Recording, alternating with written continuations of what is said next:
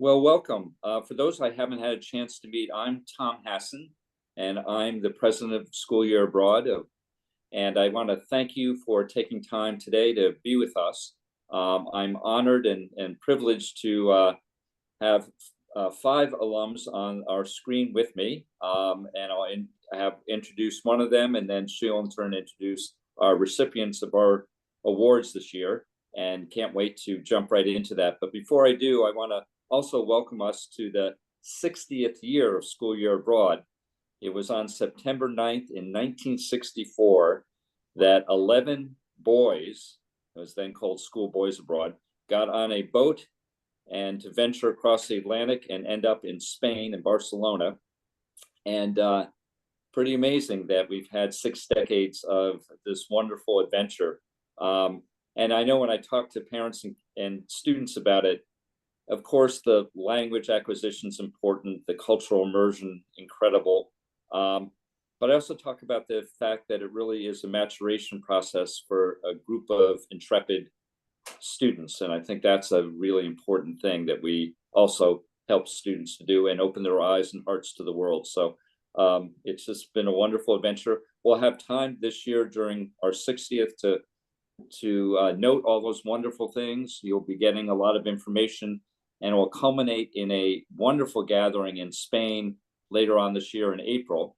We'll be both in Barcelona, where we started, and in Zaragoza, where we've been for about 20-25 years. So we have a chance to celebrate this great program. So with that, I just want to say one other word, which is just about a week ago, I said goodbye to the students and who were getting on the plane at Logan Airport to head to Italy and head to France and head to Spain. And I talked to them about those 11 boys and the intrepid spirit that they had, and encouraged them to bring some of that pioneering spirit with them. I know today kids are much more connected back to their friends and their families, which is a nice thing, but I think the real immersion and breaking those ties, you get so much more out of it. And I told them to put their cell phones away. In fact, this year, for the first time in Spain, we're telling kids they have to leave their cell phones in their lockers during the school day. And when they leave the building, they can take them. But really speak Spanish and look at each other and be with each other, which I think is just so important. And of course, I'd be remiss if I didn't mention anything about the host families, which I think is the secret sauce to SYA, and that wonderful time that students and can really reinforce the language and understand culture and be nurtured. I think that's really important. So with that, I now turn to the chair of our board, and I have to say in my work, there are many wonderful moments.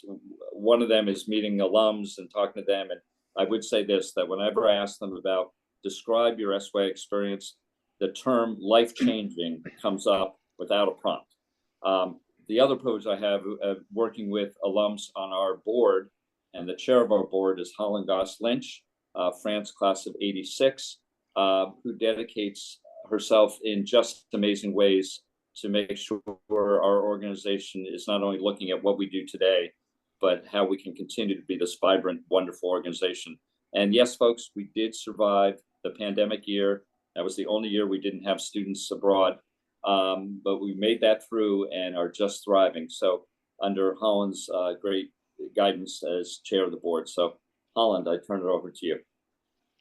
Well, thank you so much, Tom. And it is indeed a real joy to work with SYA and with you and the rest of the leadership team, faculty, staff. It's such a great organization and runs so smoothly. You hardly even need a board of trustees, but here we are.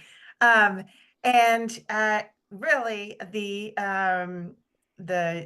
joy of meeting other SYA alums, it holds just as true for me, because there's nothing more interesting than finding that connection and hearing about other SYA experiences. And that's what we get to do today with four of our most distinguished alums who are right here on our panel. So this town hall is a great opportunity to celebrate the amazing SYA family and particular members of it. So it's always really fun. We're going to have a great time hearing from our 4 honorees. And I think it would be great to just start with a little bit of background about what each of these awards is and the people who have won them this year. So anyway, our first award is the SYA Distinguished Alumni Award, which recognizes alumni who have made a profound impact in their profession or in their communities and embody the values and core principles of SYA. And our award winner this year is Carlos Bueller. Congratulations, Carlos. Thank you. And I will just do a brief introduction, and you can say hi, and then I'll introduce everybody and we'll get to the questions. So Carlos is a class of SYA Spain, 1971. And he is receiving this award for his outstanding contributions to and leadership in his professional endeavors. Carlos is currently taking his wilderness first aid refresher course. Thank goodness for that. You never know what might happen in the wilds of Zoom today. And so, yeah, thank you for taking time out of that to join us. Absolutely. And Carlos, he's a world-renowned high-altitude mountaineer, and his groundbreaking expeditions, including his historic ascent of the Kangshung face of Mount Everest, have set new standards in the field. And then beyond mountaineering, he's a dedicated philanthropist, and he works to reduce poverty in Nepal and support medical relief efforts in Ukraine. So, Carlos, congratulations. Thank you for being here, and you are indeed a distinguished alum. Thanks. Thank you very much. Oh, I'm excited to hear more from you. Our second award is the Stephen M. Foster Spain 65 Exemplary Service Award, and that was established to recognize members of our community who demonstrate extraordinary service to SYA, exemplified by the award's namesake, Stephen Foster, who is a member of that very first class of boys in 1964. And the Stephen M. Foster Spain 65 Exemplary Service Award this year goes to Serinda Parsons Wilson. She is class of France 1983 and the parent of Marin, who's class of France 2013. Serinda has been a French teacher at our member school, the Hotchkiss School, since 1987. Where she was named the first Bigelow Chair for Advanced French and is the on-site coordinator for SYA. One of her nominators commented that she is single-handedly responsible for the tremendous relationship SYA has had with Hotchkiss, and I believe that wholeheartedly. Serinda's recognition is for her decades of unwavering commitment to SYA and her profound impact on decades of students. So Serinda, congratulations, well-deserved, and we can't wait to hear more from you. Thank you so much. And then our third award, we have 2 more honorees, but 1 more award because we had 2, there was no way to decide, the committee could not decide. So our third award, it's the Emerging Leader Award, and it's brand new. It was just established this year to recognize younger alumni for their career accomplishments. And wow, what an impressive group of young alums, and particularly Vanessa and Lauren. So, Lauren Burke and Vanessa Ramirez, recipients of the inaugural Emerging Leader Award. They exemplify transformative leadership in their respective fields. Lauren's visionary work spans education, advocacy, and social impact initiatives, where she empowers communities through legal reform, nonprofit leadership, and innovative solutions like her case management platform, Notehouse.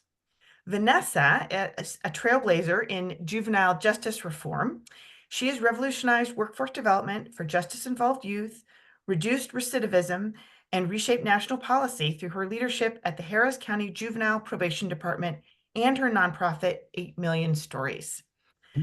Both women share a commitment to fostering equity, justice, and global understanding, which embody SYA's core values in their tireless efforts to uplift marginalized populations. Congratulations, Lauren. Congratulations, Vanessa. We are thrilled to count you as SYA alums and very happy to have you here today. Thank you so much.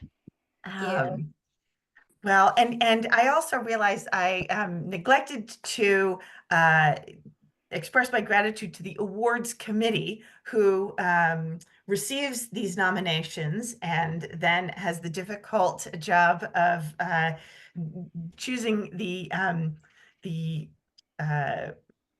winners or the honorees every year. And that is a committee led by another alum, Darcy McLean. She's class of Spain 2001. And she leads a great committee and they've done terrific work. And I encourage everybody who's on this webinar today to take inspiration from this year's nominees and nominate an SYA award winner for next year too. So we love to hear about our community. So I think without further ado, we'll jump into some questions. And the first question is a biggie. It's asked all the time of SYA alums, and every answer is inspirational and wonderful. And the question is, how did the SYA experience have an impact on your life in both big and small ways? And I will just go ahead. Let's start with you, Vanessa, and we'll just go around in the circle of Zoom. Absolutely. So just to provide some context. So first and foremost, it was a transformative experience. And why? So I had grown up in a low-income neighborhood, had gotten a scholarship to a private school, and you know, my peers at my middle school had said, "Girl, don't change for no one," right? And so I started this like incredible experience at this private school, not maximizing the opportunity. And I applied to SYA thinking I was running away from change, and lo and behold, it transformed my life in the most beautiful way. I think I learned so many lessons about like self-sabotaging, right? Taking things for granted. Learned about my implicit biases, but also through the incredible people, my peers, my host family, my peers' host families, the staff.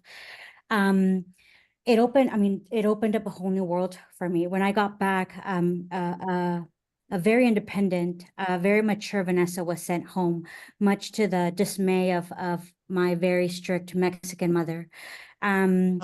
Just in realizing the impact that these people had and kind of placing this mirror, you know, up to me to really kind of better understand myself as a person.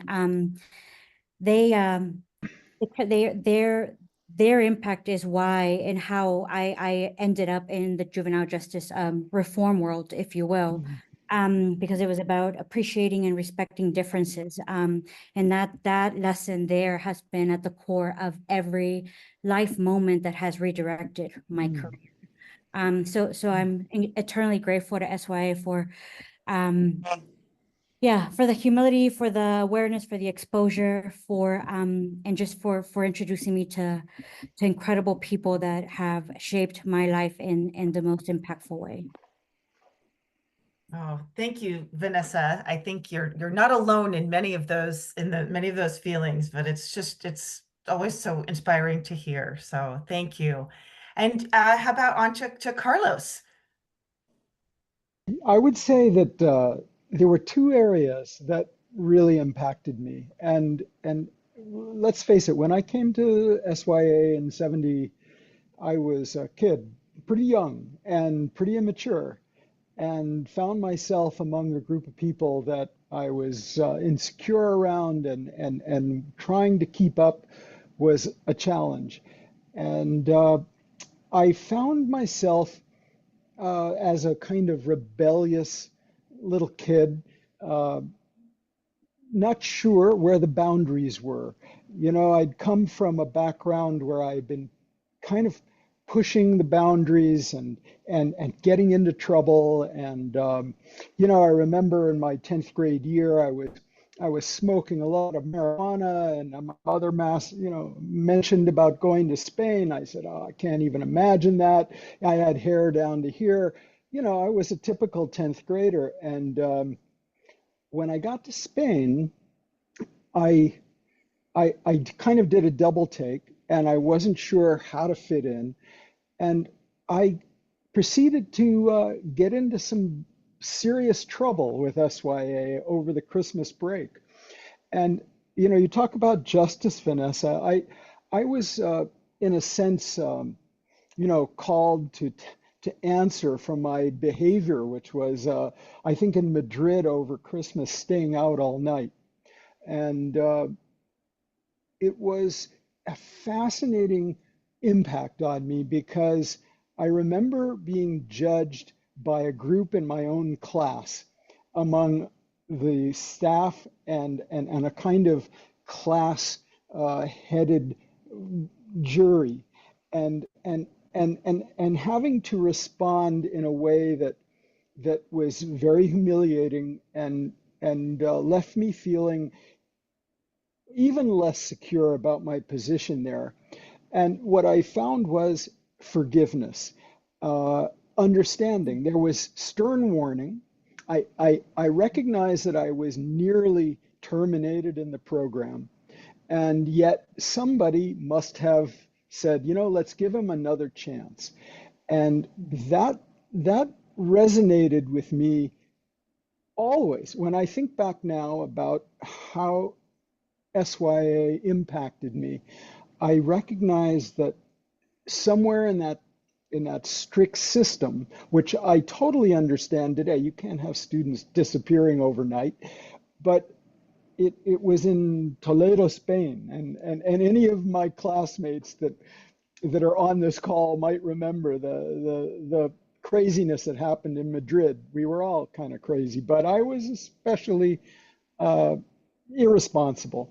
That left a huge impression, and I kind of reestablished a kind of relationship with the year, with the faculty, and managed to get through the year. The other thing that happened to me was a group of young boys, a little older than me, that I met in Barcelona that year. They lived in a neighborhood in Barcelona, and I became friends with them. Miraculously, they had enormous patience. I spoke terrible Spanish. I had just begun studying the language 2 years before I went to Barcelona, and these young boys took it upon themselves to teach me how to speak Spanish. And I spent every moment free from the school with these guys. And to this day, I am close friends with this little group of about half a dozen Spanish men, and of course now their wives and their children and the generations, as well as my own family that I lived with. But let's face it, it's been over half a century for me. It was, it's been 53 years since I spent that year in Spain, and that had a huge impact on me as a person. Those 6, 7 young men that took me under their wing and offered me friendship and patience. So that combination of a cultural connection with a group of people from Barcelona and SYA giving me that second chance where I knew I had messed up, that really, really left me changed. Wow. Thank you very much. I think cultural connection and discovering one's identity or self-examination are two really, really big takeaways for a lot of kids on SYA. So great to hear you talk about that, Carlos. Thank you very, very much. Serinda, how about you? I'm really glad to thank you, Holland. I'm glad to follow your remarks, Carlos, because you talk about second chance. And I think SYA gives us all a second family. It gives us a second culture if we only come from one culture, or it gives us another culture. It gives us a second perspective, another way of looking at something that we think we're all, adolescents by definition. They are sophomoric. A lot of us were sophomores or juniors when we applied. I did my senior year with SYA. And I think what I gained was the ability, the permission, and the framework in which to explore and become a risk taker, which I wasn't. Like, I was sort of the opposite adolescent from Carlos. I did what I was supposed to do for the most part. I babysat on Friday nights, and I liked my school, and I was a bit of a homebody. I mean, I had a good experience, but I wanted something more, and I didn't know what that was. And I think SYA, what it does so well is helps you learn, there are more doors out there, and you can knock on them, or you can break them down, or you can turn the handle tentatively and sort of knock and ask for permission to go in. But SYA helps you see ways to explore, ways to grow, but in those safe confines and of a host family who they were all different. I saw Steve Werber is on this call. Steve's family, from my recollection, I was so surprised, used to say, go out and do things on the weekend, go away and travel. And I would go home to my family on a Friday afternoon and totally integrate into that family. And I admired the rapport that Steve built with his family. And I loved the rapport that I was getting to build with mine as their first. And my dear friends and our dear friends of SYA France 83 had all different experiences, but they all had a family to go home to, and we all had Saint-Gall Sainte-Marie to come back to and sort of share the stories of the afternoon, the evening, or the day.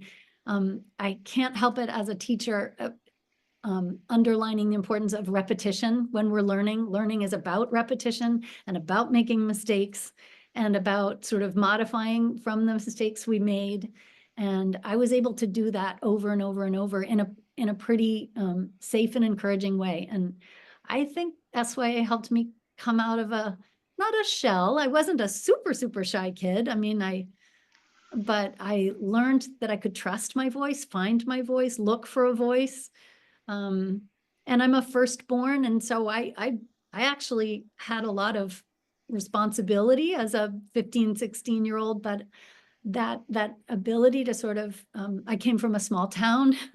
I had never ridden a bus to get to school, and I had to take 2 to get there from Chantilly. So I'm going to just sort of say the big thing for me was learning to be a risk taker and growing confidence and finding my voice. And since I did SYA as a senior, I got to bring that to college. And for me back in 83, that was rare. Not as many kids had done what I had done. So I don't think I flaunted it, but I think I grew from it regularly. I got to watch my daughter do the same thing too. So thank you. SYA. I was just thinking of your daughter as you were saying all that, and wondering if she would say some of the same things, or what of everybody's responses might resonate with her. So thank you so much. I'll just throw out here, we had 2 of the same teachers. Marin and I, 30 years apart. We had Jean-Philippe Lemay and we had Monsieur Nicolas, our history teacher. So that was really awesome too. Anyway, thank you. That's terrific. Well, thank you so much. And Lauren, how about how SYA had an impact on your life in big and small ways? Yeah, so many, and I feel so grateful. First of all, I started learning Mandarin when I was 5. I had a crush on a Chinese boy, and he couldn't come to my house for play dates because he had to go to Chinese class. And so I started going to Chinese class when I was 5, but getting to live in the country obviously is what allowed me to gain fluency. It's what allowed me to represent survivors of human trafficking from China at a time where there weren't really many Mandarin speaking pro bono lawyers. It has allowed me now to do so much with that community, but a big thing that SYA taught me was actually just like about magic and possibility in the world. I remember one day we were traveling through Datong, and Ethan, who's on the call right now, we like walked down some alleyway and we followed it, and there was a temple that was being restored, and the people were just like, come and help us restore the temple. And we ended up like painting this temple and helping work on it. And I think it just made me so curious about the world in a way of excitement, in a way of realizing that this world exists for us to come together and enjoy it. I think it taught me so much about education. I've been lucky enough to be a professor in multiple settings, and realizing that like education comes to life when you're in it. I personally was at a point where I was feeling pretty disconnected from my academic journey when I was in 10th grade, and getting to actually live in the country that I was learning about and exploring. I think it actually has a lot to teach us about where education is headed in a more and more globalized world. I think there's a lot to teach us in college about that. And then the third thing that it influenced me is some of my dearest friends. If any of you are in the DC area, I have to give this shout out. Ethan Hurd, also class of 2001, is directing Soft Power at the Signature Theater. It closes this weekend, but it is about international politics. And I really believe that changing the world and making the world better is a group project, and getting to look at the diversity of people that are interested in SYA and the ways in which they go about changing the world have been continuously inspirational for me, as I now really work as a mentor, coaching other people to start their own ventures. And so I thank SYA for all of that. And I'm dropping the link to Soft Power in the chat right now. Thank you so much, Lauren. The four totally different answers, but four answers that I think any SYA alum can relate to and understand, certainly. So thank you. And I think now I'll go to each of you. We've got so many questions that have come in and about your life and your work. And so I think I'll just do questions to each of you individually. If that's when we'll just kind of go until we don't have any more time, and we will still have more questions to cover. But Carlos, I'd like to start with you as a mountaineer, and I think I'd like to start with one of your greatest accomplishments as a mountaineer, and ask you, in 1983, you and your team, you made history by climbing the Kangshung face of Mount Everest. So I just wanted to ask you about that expedition. What were some of the biggest challenges, and how did your international team dynamics contribute to that success? And maybe there's some tie-in also to some of the things you were talking about in what you gained from SYA that played into that. But I'd love to hear a little bit more about that amazing expedition. So the whole point of trying this mountain is that was just opening the Tibetan side of the Himalaya, that about around those years. And for climbers, this was an exciting time. We all recognized that it had been off limits for a number of years, and China had control of Tibet. So naturally, there were all sorts of objectives that hadn't been explored. And Everest had a face in China that had been explored, but this hidden face, you might call it, the east face of Everest, was this Kangshung face, as it was known to be, on a lot of people's minds because they knew it existed, but nobody really had photographs and had been near enough to it to examine it. So it was a couple of years where climbers were looking at the face. Teams went and took photographs and analyzed it. For me, I remember I was quite young, and there was an established group of people in North America that had connections in the political world, where this kind of permission to go to a rather off the menu area in Tibet and attempt a big face like this required some kind of connections. It was actually through those connections in California, through the mayor of San Francisco's husband, that we had those connections. I actually was so young and so inexperienced at the time, I wasn't able to get on the first attempt. And eventually that attempt went and occurred in 1981 and was not successful. When those people came home, a subset of those people made a decision to go back 2 years later. I applied to that group of people. Remember, as an inexperienced youngster, basically, I was 27 years old at the time, and I was applying for this. And yeah, I had a little bit of experience in Asia, but by comparison with the others, very little. So although I was not selected second year for the team, understandably so, at the last minute, just 4 months before they left, somebody had a home emergency and a place opened, and they called me, and I got to take a place on that team just months before they left North America for China. So it was a huge thing for like a kid.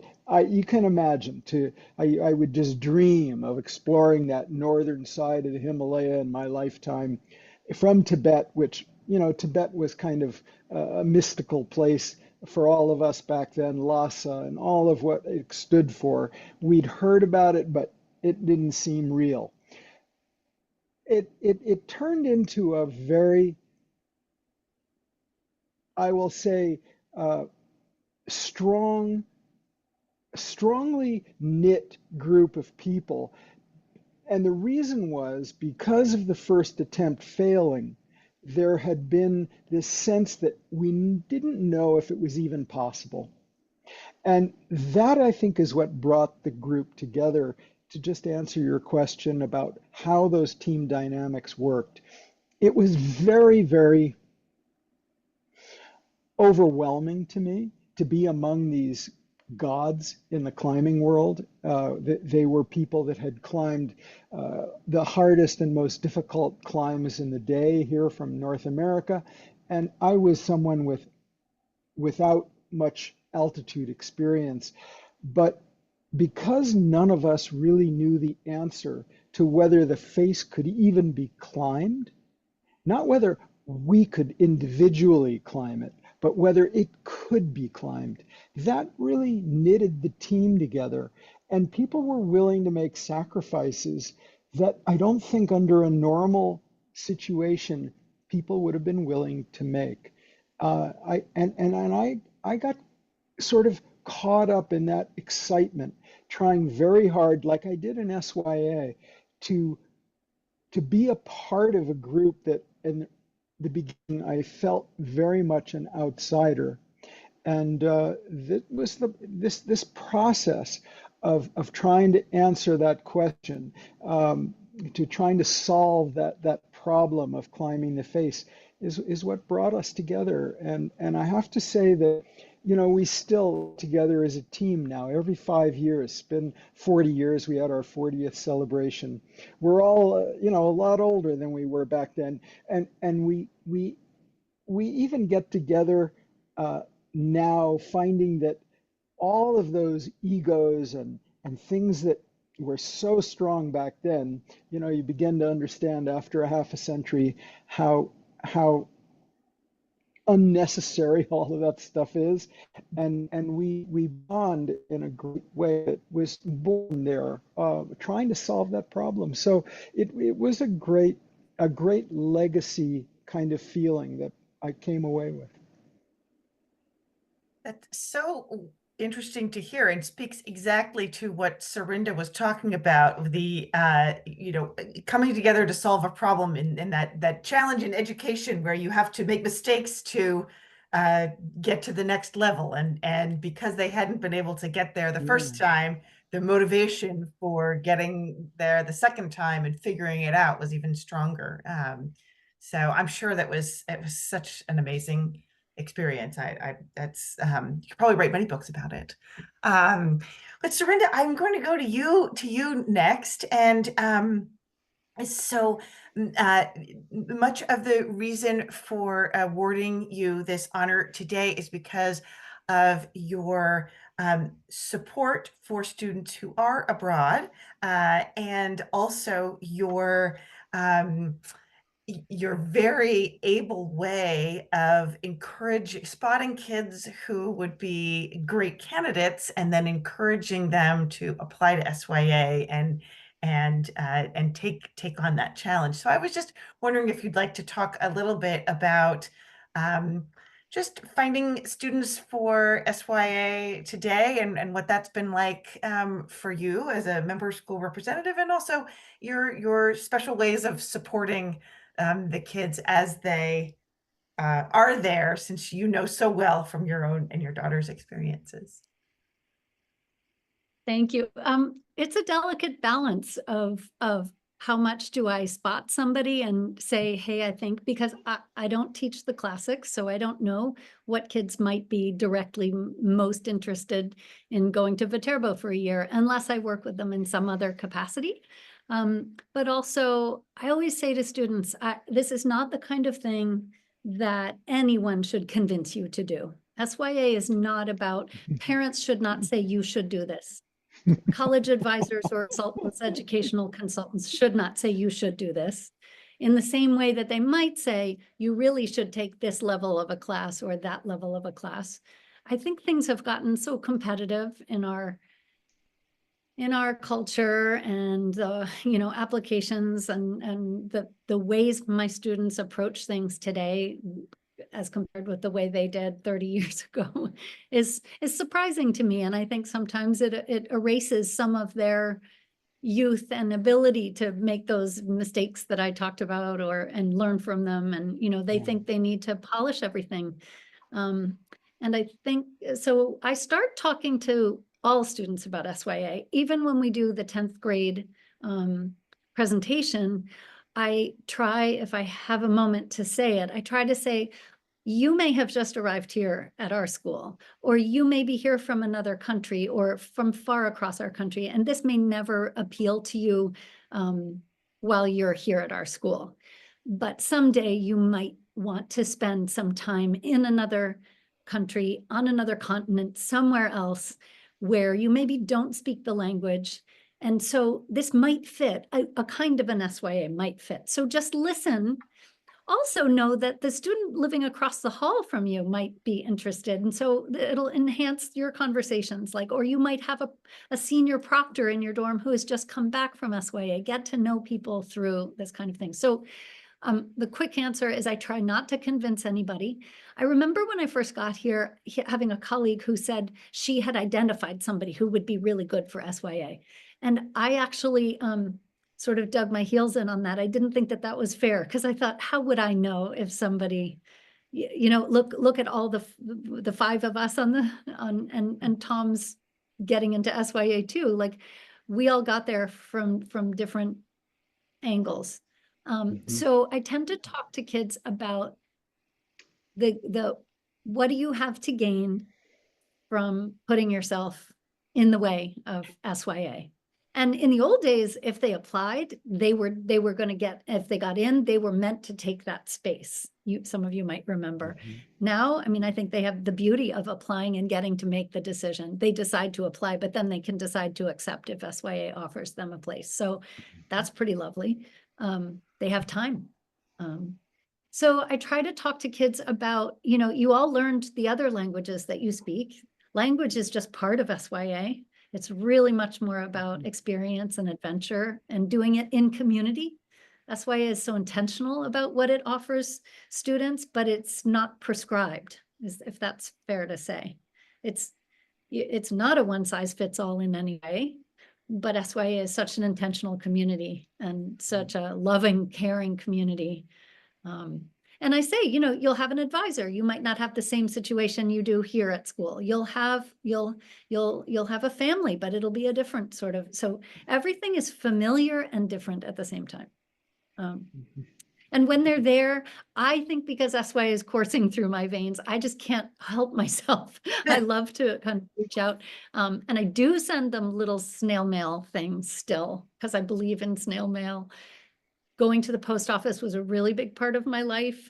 Coming home to my family to see an airmail envelope was a really big thing. So I tend to send them little things from school once in a while, not barraging them. I don't want them to be living on this campus. I want them to be living abroad. But just every once in a while to let them know we're thinking about them and we want to hear their stories. I think that power of connection of stories is one that we need to keep bringing back over and over to adolescents, especially as they get tempted to communicate. You know, when kids say, "Oh, I was talking to her last night," I sometimes say, were you talking or were you talking? Like, what kind of talking? Or were you actually in real time, in real life talking? So I like to keep kids connected to their friends abroad with little stories. I don't know. I think that's about it. Did I hit it all? You did, and thank you so much for doing all that you do for them, because it is Pleasure. very appreciated, I know, by the Yeah. students. Pleasure. And speaking of stories, I will go next to Vanessa. And you know, you've done, everybody on this call is so accomplished, but and so we're just zeroing in on one little part of what you've done. But I'd love for you to speak a little bit about your 8 Million Stories. And I founded, I think, to provide educational and vocational opportunities for youth in the juvenile justice system. So tell us a little bit about what motivated you and to start that, and what the impact has been, and a little bit more about 8 Million Stories. Absolutely, yeah. So I got involved with the Harris County juvenile justice system. We're the third largest juvenile justice system in the country. After visiting Homeboy Industries in Los Angeles in 2012, the tour guide had spent 20 plus years in prison, had become involved in kind of gang culture. She was 13, 14 years old, just looking for family protection, safety, the things that some of us, you know, all of us may have found within our homes. But she hadn't. And so anyway, she had been in prison, met Father Gregory from Homeboy Industries, comes out, and you know, is now kind of like sharing her story, and that's bringing, life to the organization, but also just like it's her way of giving back. I remember that story, like the whole tour, just like it rocked me to my core. We kind of grown up, kind of some similar, like, some similarities just based on her past and some of the stuff she had shared. And I just kept wondering, like, how did our lives just, how did they turn out so different? I came back, I started touring different juvenile facilities, and then I met youth that had grown up on my same street. And again, the question, how, like, where, at what point did my life get redirected? And what can I do? And as I thought about the many instances that landed me where I am, it was people who invested in me. People make the difference. People mentored me, even when I was showing, that I needed so much love in the most unloving ways. My mentors, my employers, even my professors, my SYA team, that they showed love, and they cared, and they provided guardrails and mentorship.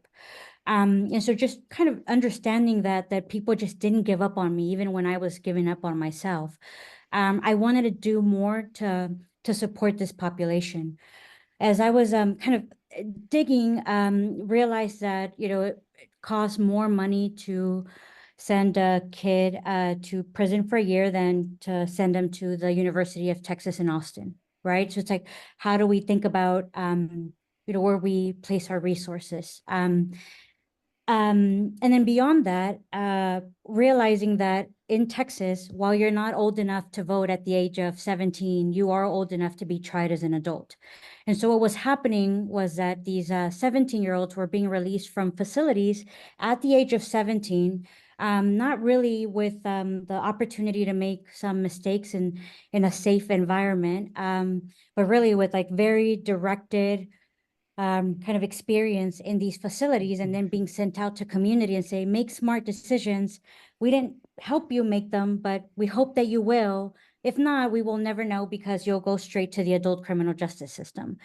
And so we wanted to do something about that. We wanted to provide those safe spaces to allow these youth to kind of unlearn, well, first, kind of become self-aware about the why behind their behavior, unlearn those unhealthy behaviors, and then practice healthy behaviors that would help redirect them. So we shut down one of these jails for kids, and we removed 60 plus institutional doors out of this jail, juvenile jail, and we turned it into a community school for justice-involved youth, where we now integrate GED, high school diploma with vocational training throughout the day, and then they have enrichment programs. But what's key to this is the workforce development piece. So there's an internship component that students also get to benefit from, so that they can practice these employability skills, right? We call them soft skills, life skills, right? Well, they needed to have that be incentivized. And so that's where the internship came in. But it wasn't until we had our first graduate who was 17 years old. The last grade he had completed was 7th grade. We knew that probation was going to be up within, a couple of weeks, and he wasn't going to go back to middle school as a 17-year-old. He was just going to drop out. We pre-tested him and pre-assessed him and realized that he was testing at a post-high school level, so much so that from registration to completion, it only took him 6 days to pass his GED test. And while we celebrated, we realized then that there was a missing component, because we had sent out this 17-year-old Black male into, the community with a piece of paper that was really just a stepping stone. It wasn't the end all be all, right? It's a means to an end. And we knew that if we had asked him to stay and work with us or take more vocational trainings, we would pay for it. He was still the man of the house. He had to contribute to the household, and that wasn't going to pay the bills. And so we needed to add something that would be tied to a dollar sign. And that's where the idea came about to start the nonprofit and house social enterprises under the nonprofit that would help monetize the different vocational trainings and enrichment programs that we have embedded within our one-stop shop community center. So we now have 5 social enterprises. One of our alums created the school store.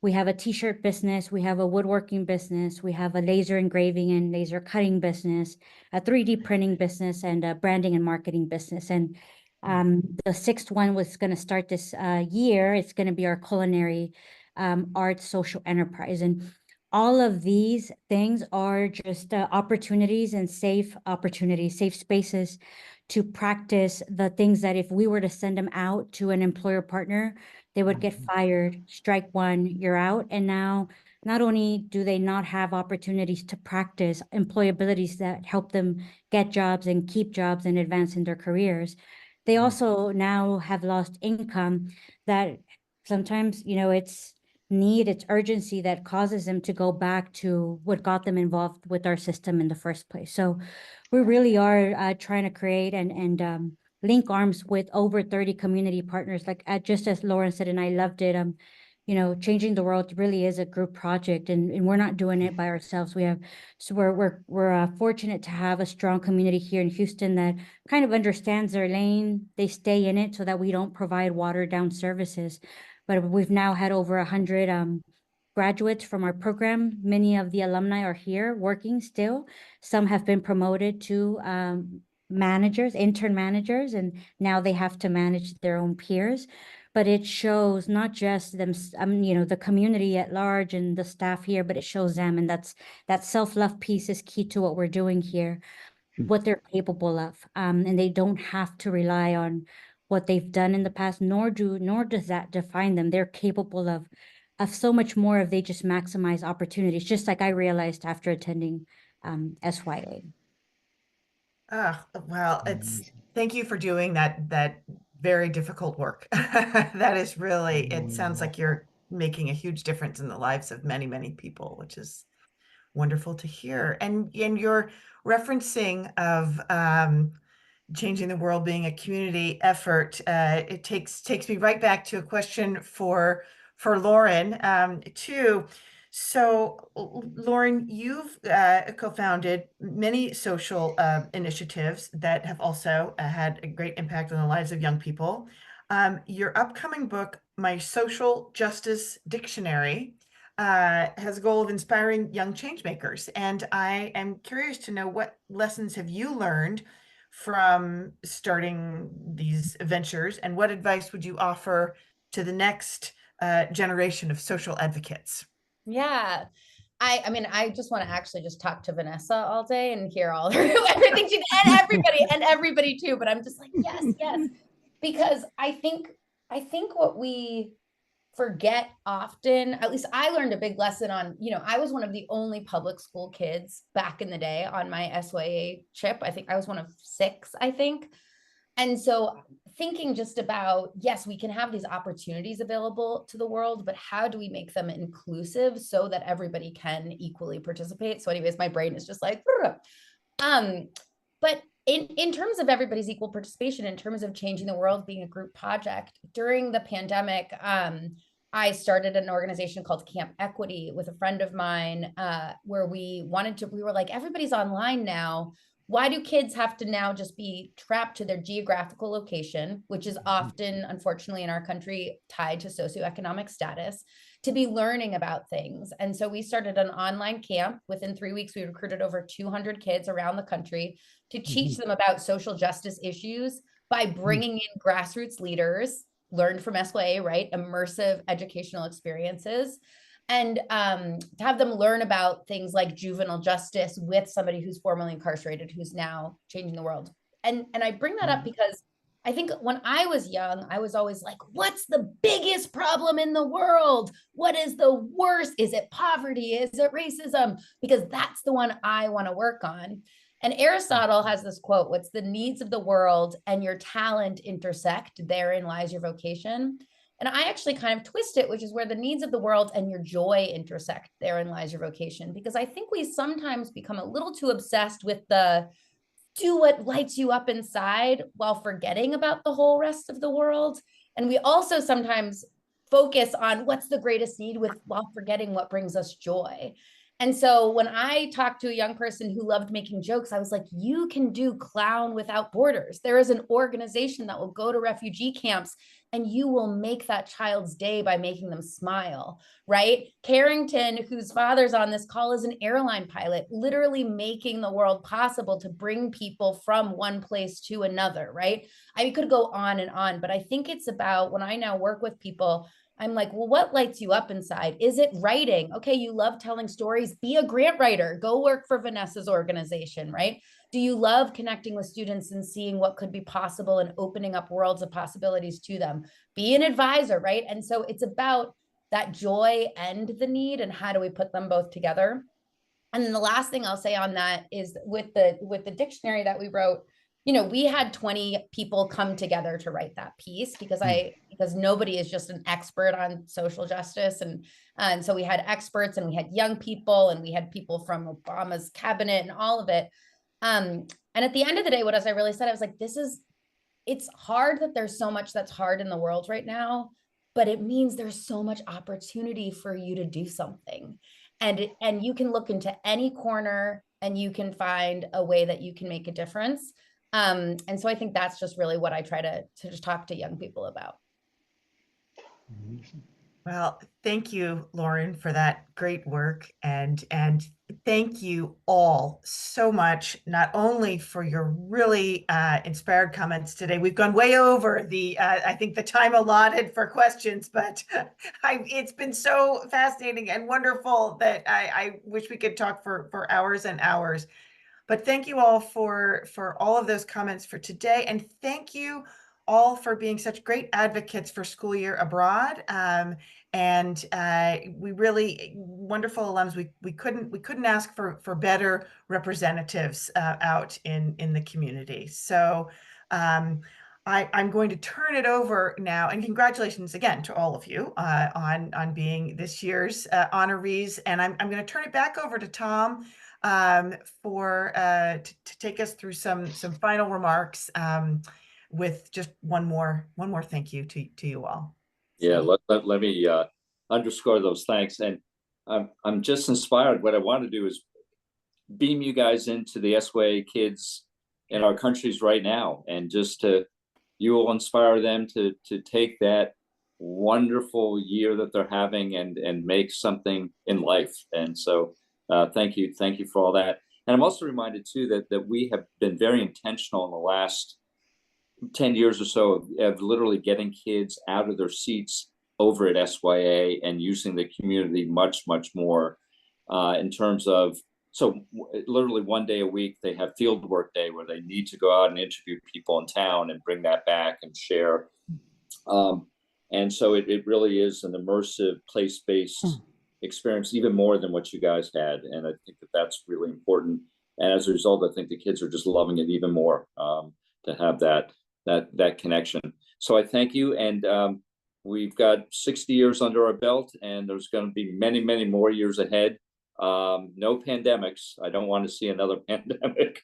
that was a tough time, but so we're really excited and to share these kind of stories during this celebratory year. And thank you, and thanks Holland again for your leadership and your moderating today's discussion. Wonderful discussion. Thanks all. Bye now.